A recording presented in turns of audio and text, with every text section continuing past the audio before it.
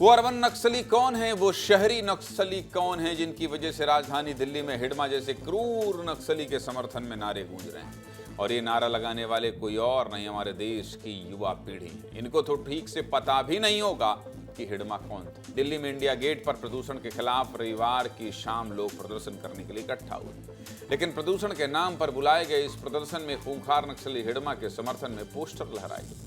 पोस्टरों में हिडमा की तुलना आदिवासियों के लिए जीवन समर्पित कर देने वाले भगवान बिरसा मुंडा से की है। इतना ही नहीं, इन पोस्टरों में हिडमा को जल, जंगल और जमीन का रखवाला बताया गया। दिल्ली में प्रदर्शनकारियों को हटाने के लिए भारी संख्या में पुलिस भी पहुंची।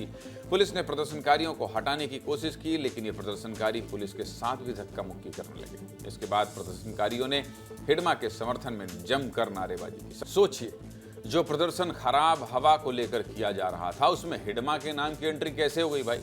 आरोप ये भी लग रहा है कि प्रदर्शन की आड़ में अर्बन नक्सल एजेंडे की राजधानी दिल्ली में एंट्री कराई गई। अर्बन नक्सलियों को एजेंडे की राजधानी दिल्ली में एंट्री कराई गई। 26 हमलों का मास्टरमाइंड हिडमा दिल्ली के इन पढ़े लिखे छात्रों के लिए आदर्श कैसे बन गया? रविवार को देर शाम हुए इस प्रदर्शन की गूंज आज पूरे देश में सुनाई दे रही। देना ही चाहिए। सोशल मीडिया पर हिडमा के समर्थन वाले नारे ट्रेंड कर रहे हैं। बताइए, पुलिस ने जब इस नारेबाजी और प्रदर्शन को रोकने की कोशिश की तो आरोप यह भी लग रहा है कि पुलिस पर मिर्ची का स्प्रे भी किया गया। दिल्ली में हुए इस प्रदर्शन को लेकर दिल्ली के 2 थानों में FIR दर्ज की गई। ये FIR कर्तव्य पथ और संसद मार्ग थाने में दर्ज की गई है। इस मामले में अब तक 23 प्रदर्शनकारी गिरफ्तार किए जा चुके हैं। अरे, पुलिस की गिरफ्तारी पर रोना क्यों भाई?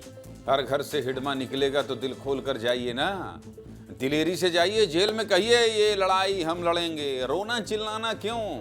पुलिस की कार्रवाई होते ही समझ में आ गया, हर घर से हिडमा निकलेगा। ऐसे ही निकलेगा, आप लोग बिल से निकलेंगे और हिडमा जेल पहुंचा देगा। इसलिए सावधान रहिए, देश के संविधान पर भरोसा रखिए। इस तरह से जो चीख चिल्लाहट देश की राजधानी दिल्ली में कर रहे हैं, हिडमा अमर रहे जिंदाबाद और हर घर से हिडमा निकलेगा। हर घर से हिडमा निकलने वाला देश अब नहीं रहा। जहां से निकलेगा वहीं से भेजा जाएगा। जब देश के गृह मंत्री ये कह दिए कि पाताल से भी निकाल कर नक्सलियों को न्यूट्रलाइज किया जाएगा, मतलब नहीं समझ में आ रहा है?